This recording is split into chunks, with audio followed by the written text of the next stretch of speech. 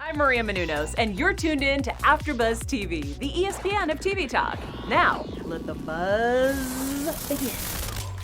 What's up, everybody? Welcome to the Reno 911 After Show. We are so excited to be back. We're going to be talking about episodes 1 through 7 today. Everything came out on Quibi this week. Well, the first part of the season anyway. So we're so excited to talk about it. I'm here. I'm a fan, but these two are out of this world. Reno 911 fans.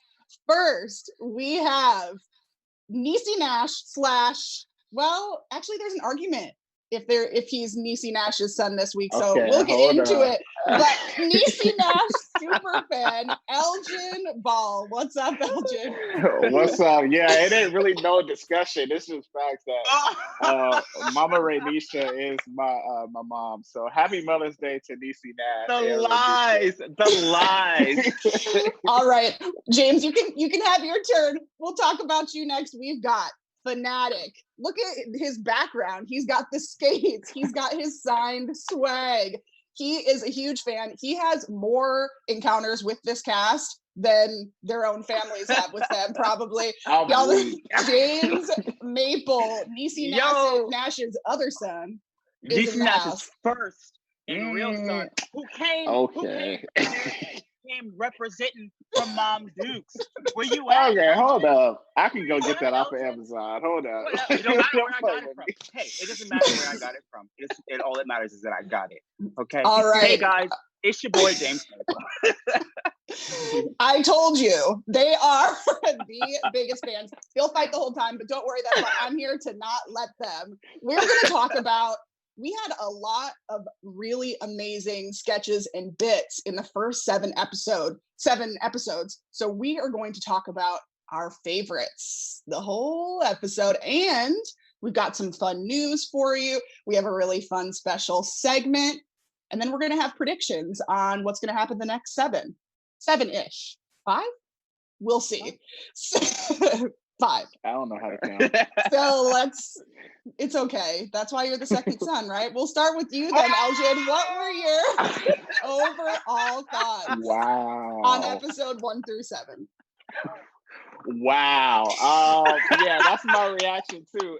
It's wow for that and wow for these episodes too. Because I already knew what they was going to do. They were going to mix in old stuff that they've done before in the older seasons and then kind of give it a modern twist too. And I enjoyed that so much because I can relate to a lot of the situations that, like, I just instantly caught on to some of the stuff that they were doing that happened recently in like the past 3 years, especially stuff that was trending a lot. So I thought that was hilarious. And also just bringing back those iconic scenes too. It was great. I loved it. Amazing. James, what do you think? What's that? Wait. Oh, Mom just told me she loves me. Oh, sorry. Just to be clear. No, these first episodes were great. I have to really piggyback what Elgin is saying.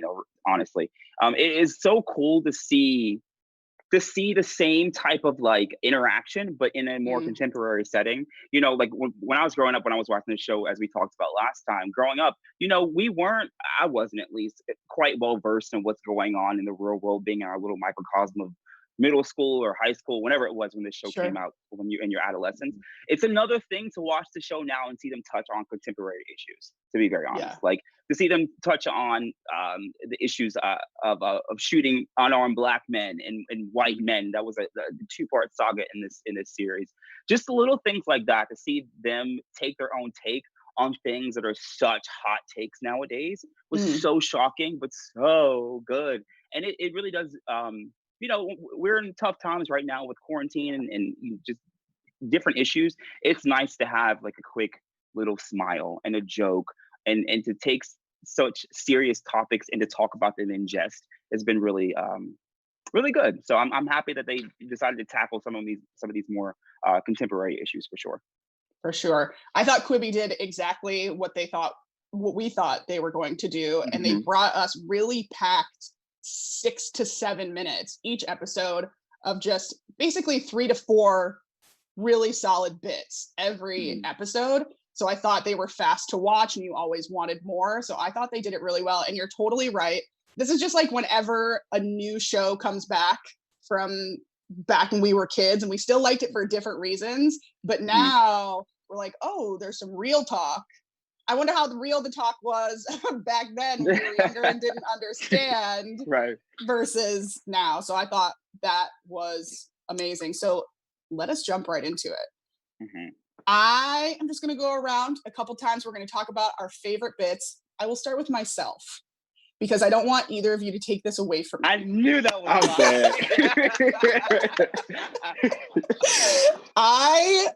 okay. Drunk bachelorette catwalk. Oh man. What? Well, that's all you, Trina, because you called that is all Trina. Trina called that last week. She said that was her jam, and I'm happy you got your jam fixed. But I didn't think it was going to be that big. So we had a full bachelorette party in the middle of the street doing drunk catwalk with Clem / Wendy the Queen.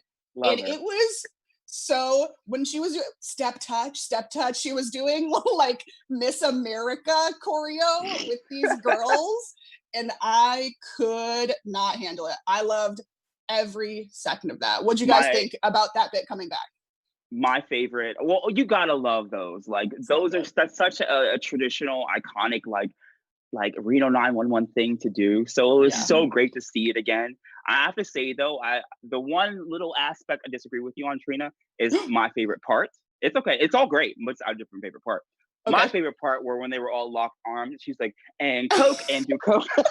You do Coke. It's not, like, those little things like that really make this show. And I'm just so happy to see those old things coming back in a new fashion. So definite 10s out of 10s for that scene, which for me for sure. So true. The shock humor, I always forget how things can be normal for like 1 second and then suddenly it'll just hit 10. Whoa. And you'll be like, where did it come from? It was funny, girl, but if it was real, it's sad. So where'd it come from? But I loved it too. Elgin, what's one of your favorites? Okay.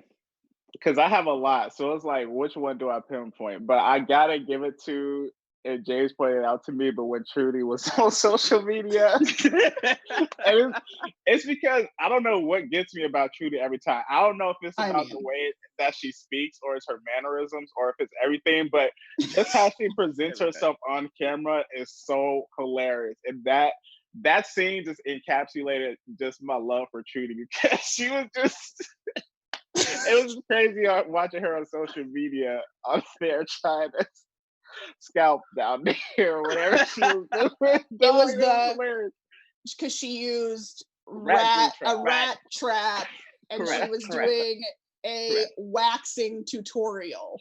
Correct. All these are correct statements you just said, and they were all hilarious. That means there's poison as well on the glue. I don't know if y'all get that part. I will point out too that she said a used rat trap will work just fine. That was hilarious. She is the greatest, but I'm sure we'll have more of her in this episode talking about favorite bits, because obviously. James, what about you? What's one of yours? Let's see. So many. I'd say the kids with the camera phones filming them. Oh, okay. So it, in watching this show, it really does like humanize cops. Like we're all three of us are all POC. We all have different relationship with cops for most people. Let's just be completely honest. So to see a cop like react as if it were us, and like, these motherfuckers, they not over here, or are they trying to record us? Like those interactions, I thought that were so interesting, and really like it like humanized cops in a sense, not as if they were unhuman before, but to see, like, I think it was Jones and I want to say Mayor Birdsong in the car talking, and there's these three guys who are like, yeah, we got you, and then they follow them, and then they serve them like, what is it, warrants or jury duty, or something Yeah, like they that. had unpaid Yeah. tickets too. Unpaid Yeah. parking tickets. Like, I thought that was such a genius and well played scene because Yeah. you know, as we all know, the show is all improv. So I can only imagine they were like, okay, you three banter with the cops and get caught.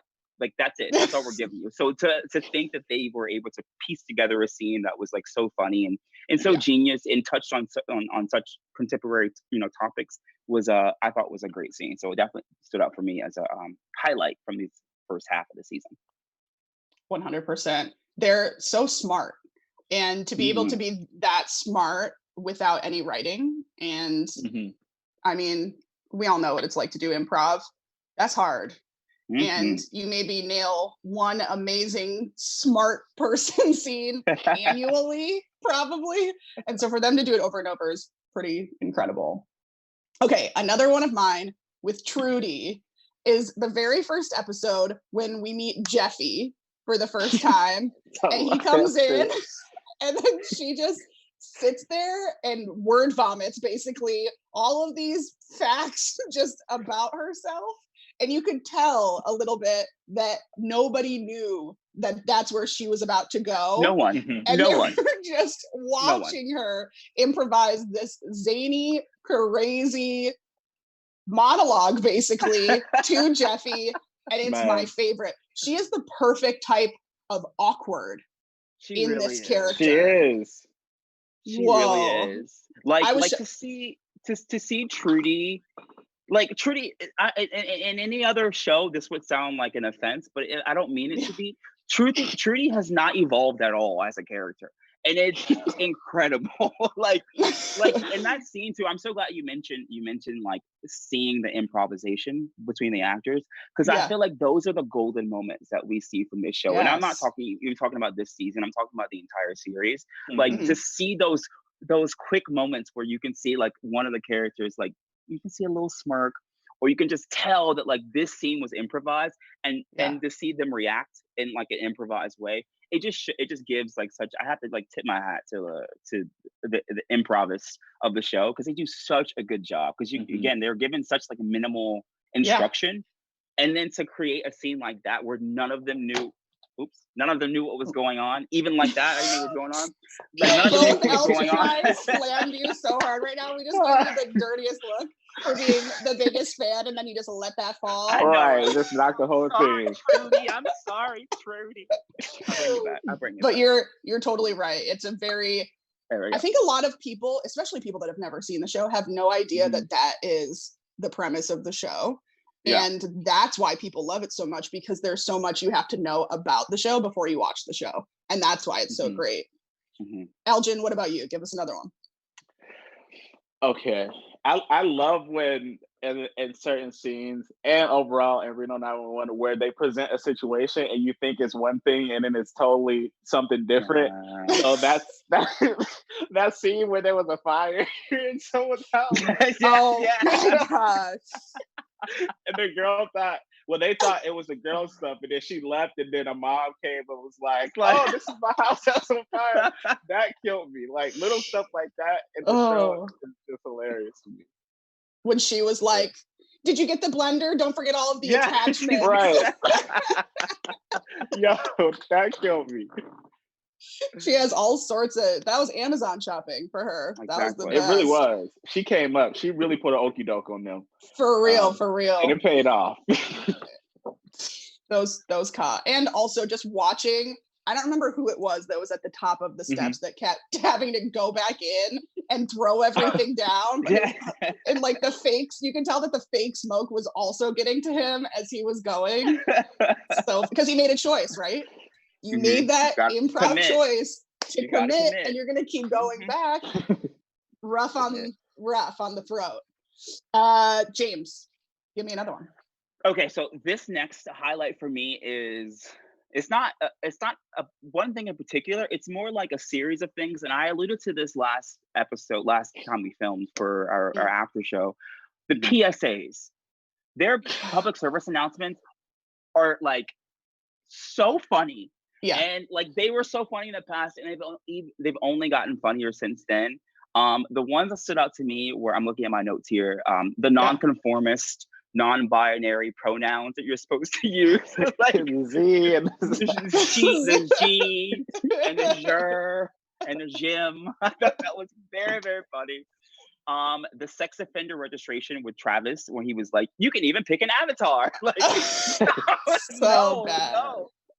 That's so bad, but good. I didn't mean bad. The one that stood out to me because I read up a lot on this online. The people, like the fan base of the show, love the PSAs, but love the bad acting PSAs. Where like they're all incredible actors, but when they act like bad actors, always very funny. They had one where it was Trudy and it was Jones, and they were doing a revenge porn one. That was funny. I thought that was golden, like golden. Trudy. As Clemmy's like the narrator of the whole situation, and she's like, revenge porn could cost you $5,000. Wait, $5,000? Like she was like shocked. She's like, oh, I think I may have done that. So like those little moments like that, those PSAs from the fans, they love them, but like from a fan, I absolutely adore them. So I'm so happy to see them back and then and updated to like kind of refer to like more modern times. And a lot of them too, they were great transitions for the shorter form situation. Mm-hmm. Okay, my favorite this entire time is when Wendy's character, I always forget her name, Clemmy. Mm-hmm. When Clemmy was in the storage unit and they were like cleaning up that dough that they found, they were like ready to be the richest, and then the man pops up and scares them, but she goes for her gun and she couldn't get it. She could not get her gun. So she kept going, no. Over and over. And it was so funny. That was my favorite little 3-second part of the entire thing. Everything she does. Flawless. I'm gonna skip Elgin very quickly because my third one is sorry, Elgin. Of course you would. You would. Is that what the first son always does? I know, does? right? Yeah, I'm the firstborn. That's what we do. I get that. Oh, okay. No, I'm gonna skip because it's the perfect segue because my third selection was from that scene in particular, but a different aspect from that scene. Again, showing like the realness of cops. Hell yeah, I would have done the same thing. All this 6 bags of bills, and I love how they included the cameraman. She was like, Clem's like, no, take this. Like, shut up. But like, take this, take this. Take this. I love, and there was a scene in that scene too where like Jones is like humping humping the bag, so he can get. I think he wanted to get funding for his. What is it? The little flowers you put in hair. Oh, or the hats or something the like a lapel, not a lapel. Is that what it's called? But like a lapel, but like it's for like black aunties church hats. That's what they're doing. Got it. Oh, okay, I know what you mean. Like when he went, that's like you're saying like that. Context. Gotta give it context, right? But I love that scene in particular for a different reason from you, Trina. But I thought that was such a real scene because literally. Yeah. I will never get hired to be a cop because I will admit this. If that went down in real life, I would behave exactly the same, being like, "Yep, money's mine," and then you wouldn't be a cop anymore, and it'd probably be okay. It's all good. I can pay for a life after that. You'd have dough. It doesn't matter. Or Elgin, we'll go back to you. I apologize what your brother's done to you. It's fine. It's all right. You know they always say the younger sons are the favorites, though. So whatever. Hashtag rolls eyes. I think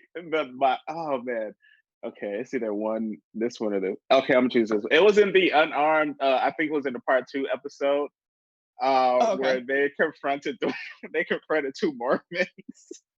that whole exchange was just hilarious because they started backing up. Did you? It was like, I'm kind of feeling scared, like you got your hand on it. But that whole exchange was just funny because they kept on backing up and they kept on approaching. And like the last part, like the ending part where they both didn't want to shoot one of the white people. And the other guy acted like he was like his leg was hurt or something. She's like, no, you shoot him. And they had that whole exchange. Like that was so hilarious to me. I could not. Both of those episodes were really funny. and them like trying to figure out if they were white people or not, and then trying to figure out what kind of white people they were. So funny. That was really funny because What about you know? I really did not want that one to count because I forgot about the Jewish one where they It was Michael Ian Black was the he was returning character because he was in the original series as well. Oh my god, he's so funny. He's great. He's so funny. They had a lot of good characters come back. One I want to mention is from the first scene. I think this was in the first episode, but where I'm sorry, what's Cedric's character's name? Jonesy, where he took the call with the kids at the pool. Yes. So the girl in that scene, her name's Katie, and she's a part of this very well-known improv / sketch team from Chicago. Oh, wow. And they're the Katies. There's 5 Katies. They all just happen to be named Katie. This is a coincidence. This is real life. They're all named that, and they were in this troupe in Chicago, and then they made a show together called Teachers that was on TV Land. I don't know if anybody saw it, but y'all should, because these side characters are coming from all different parts of comedy.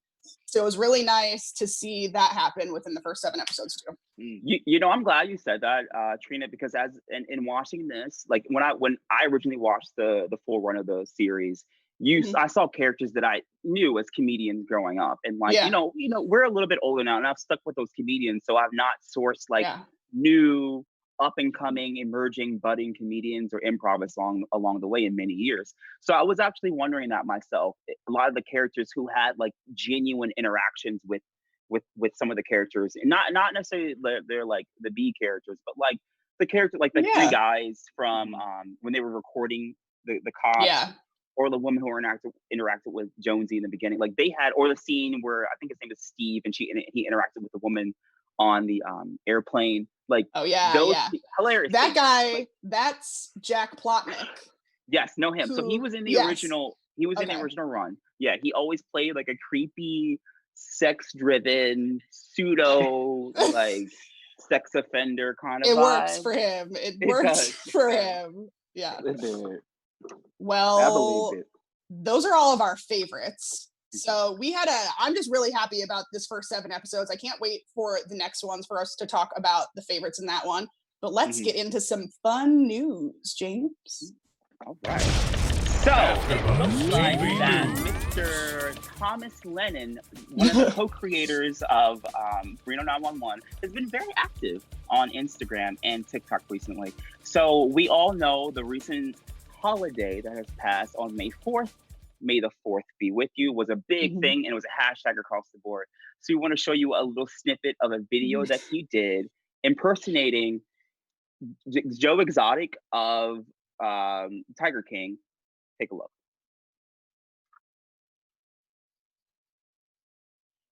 Hey, what's up, Dangle? Oh, it's you. We meets again, huh? I feel like we have met before, no? Except this time, I am the master. Only a master of tigers, Joe.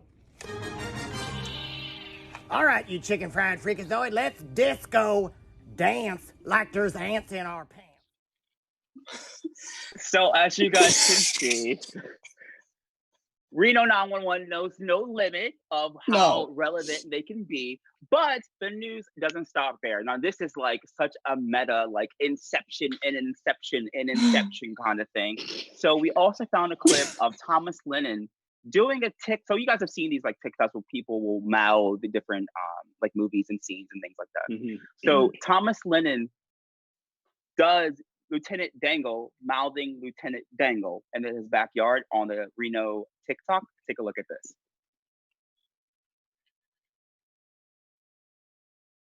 Rich. 3 payments. Oh! Wait, what? I'm just goofing. New boot goofing. Oh! Genuine ostrich. 3 payments. Oh! Wait, what?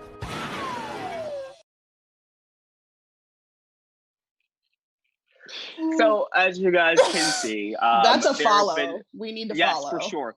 Who knew that Reno 911 even had a TikTok? So if you guys are not following Reno 911 TikTok, get on it, because apparently things are going down and they're super relevant.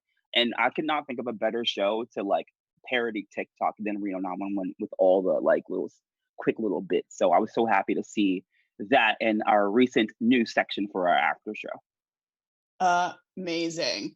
Well, let's. It's too good. I need to follow. I can't believe we haven't been following. Thomas Lennon himself is social media gold. Kind of no matter what. No matter if he's him, if he's his characters, it doesn't matter. He's hilarious. So let's move on to our special segment. We're going to talk about some fan encounters, whether we've had them or the ones that we want to have. Let's start first with your boy that's eyeing the camera because he wants to braggadocio about this scenario so that Elgin can be the lesser than son. So let's hit it. Who? Oh, wait. Oh, wait, was it really? You know, you got to put on the aviators, got to do a full style. You know what I mean? I thought maybe, okay, tell us who you met. Last week you told us about. Was it Elgin's turn? I think it was Elgin's turn. Okay, we're gonna let Elgin go first because he deserves it. Yeah, Elgin, you be the opening. Elgin, you be the opening act, and I'll be the main show. Go ahead. No, I'm gonna close the show. Okay. Oh, Christ. Elgin, I want to know who you want to meet the most. Not that we don't know that, but I want to know when you meet them, her. What are you gonna ask? Are you gonna ask to, I don't know, autograph, picture, a question? What's it gonna be? Okay, so when I'm like a recurring character on one of the shows that she's starring in, right. let me see. I'm gonna have to ask her. Wait, who is her? Son. Niecy Nash, of course. What do you mean? I didn't know. Oh, you gotta you pay knew. mom respect. Oh yeah. Yeah, but yeah, I'm gonna ask her who her favorite song was on AfterBuzz TV, Reno 911. Which obviously is gonna be me because I'm there. But also, I'm very interested about her journey as an actor because she did. Can I talk right now? She usually does comedy. That's like the first thing that she did, and then she kind of transitioned into more dramatic roles. And I was in a live that she was talking in, and I just wanted to hear more on her thoughts on that because she was saying she was trying for so long to move out of the realm of comedy because she could do those other things like dramatic roles and those different type of roles that isn't necessarily comedy. So I would ask her that. That was so deep. And you're I definitely gonna win this one. Look at James, he's looking off. He got shook. I'm gonna go next because mine is also Niecy Nash, obviously. I would love to meet, but I have two questions. First, I want her to walk me through everything that TT's ever done and how her process in her mind works in that character. Because that character, the episode, and I don't know how none of us spoke about that being one of our favorites. Yeah, the funeral. TT's auntie's funeral, guys. Okay, she was doing Michael Jackson choreo. Like in the back freaking round.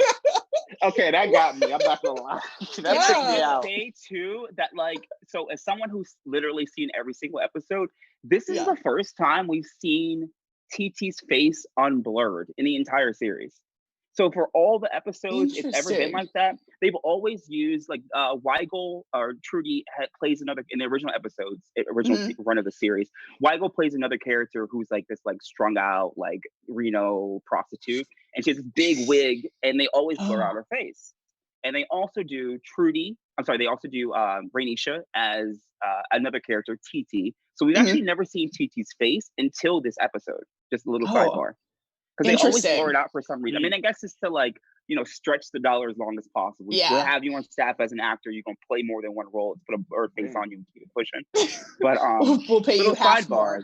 Exactly. Little sidebar. Right. It's the first time we've seen TT without a blurred face. I mean, it's amazing. She can do, I feel like Niecy can do, because I just watched all of Never Have I Ever, the Netflix show. Ooh, and it's so good, but she plays the therapist in it. And then Scream Queens, where she played the other type of officer. So she plays all of these different roles. And I think we see sometimes Niecy Nash as one thing, but she's not. She is well-rounded. So I'm on the same page as you, Elgin. I would ask her some actor stuff. That's your mama. And I would ask her actor stuff. James, who did you meet in real life? Just tell us. That's better. Okay, so before I get into who I met in real life, one little sidebar that Niecy Nash has in common with all of us, she could be all our mamas, especially on Mother's Day, is that Niecy Nash was actually she started off as a comedian, yes, but she also was a TV host. She was a TV host of a show called Clean House on TLC. Really? A little sidebar, look it up. The show is still active. Not active. You can still look up clips on YouTube and what have you. She was a great TV host, and I know that's all of at least the three of us are aspiring dream. So she can really be all our mamas within that aspect. But go ahead. Speaking of, are you pulling something out from under your desk?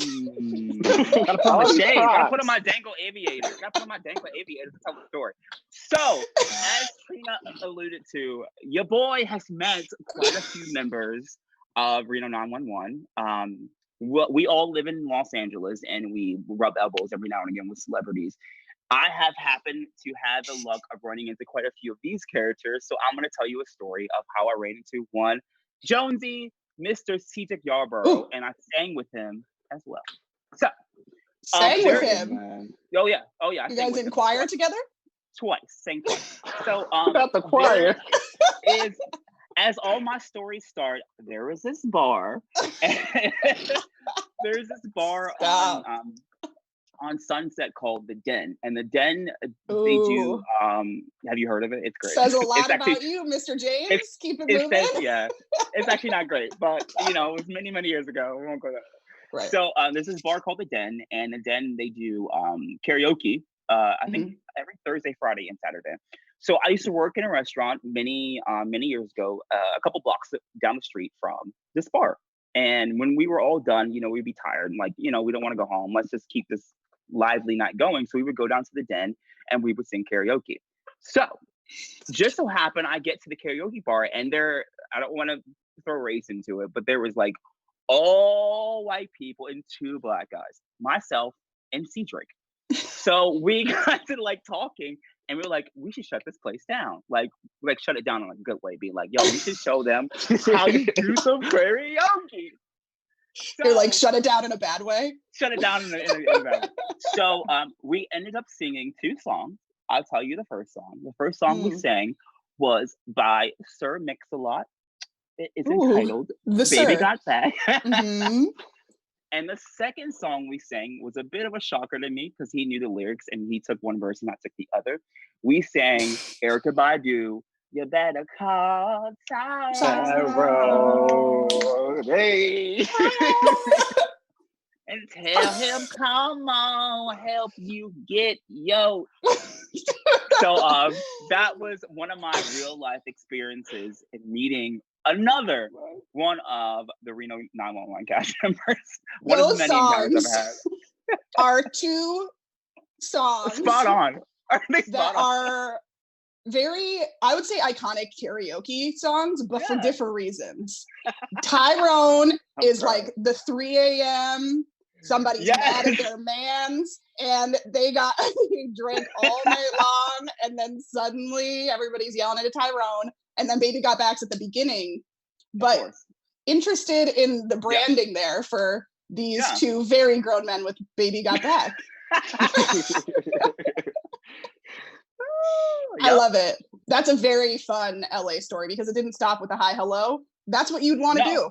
You'd want to do karaoke with the people that you want to meet. So that is solved. And I got all right, guys. It was a great feeling. Predictions. I want to know what we think is going to happen for all of next week's episodes, whether it be a bit that you want or just overall someone you want to appear. Anything. Elgin, your turn. I'm gonna need my mom to get some more camera time, so I'm predicting more time from her. I'm gonna need another Trudy and Renisha moment where because in a movie they had a moment where Renisha was trying to teach her black slang. Yes. She was just totally destroying it. It was so bad. But I'm gonna need one of those moments because that was probably one of the funniest Reno 911 moments for me. So I'm gonna definitely need that. Absolutely. Going off of that, I think we should teach Trudy to do everything. So we've had her in a fashion show this time. That fashion show was buck wild. We didn't talk about that either, Yeah, but we should have. There was too much stuff. But we need to teach Trudy how to do everything because no matter what, that's gonna be so funny. But I agree with you, Niecy. We needed more. Yeah. Every single episode, all 3 bits. That's what I want. Mm-hmm. Your turn, James. What do you want? I know it's not going to happen because we reported on it last week. I would love to see some more Terry, hence the roller skates. But oh my gosh, you got Trina roller skates though. I did. Trina and I talked about this before we went live today. We did see a little roller skate action on Niecy's feet. So that was one of her like 3 scenes of this entire 7 episode spread. Yeah. And she was like rolled into the morning briefing. She didn't. And you say like it went smooth. Yeah. It was like she was clomping. And I love how they all were talking, and she's like, I'm gonna rest my feet up. And then Lieutenant Dangle's like, I know you want us to ask you about these skates, but we're not gonna do it. I'm not gonna do it. So I thought that was funny. Regarding predictions, on the next coming episodes, I love the like interactions between Jones and Dangle. I feel like we didn't get much of that. There's always this like pseudo homoerotic relationships between the 2 of them that I think is always hilarious because it makes Jones so uncomfortable. And oddly enough, I think it makes Dangle a little uncomfortable too. We had a little taste of it today, and I think it was the episode that drops today where Dangle tries to suck out a bullet from Jonesy. I will say again, as a fan of the show, this is the second time in Reno 911's history that Dangle has sucked something out of another person. Take a look at the Reno 911 movie.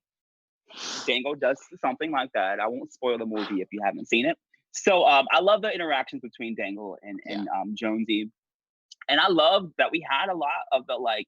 There was a cast change towards the end of the season for the original run. I love that we got to see some of those new cast members, and they got to shed some light into who they were as cast members.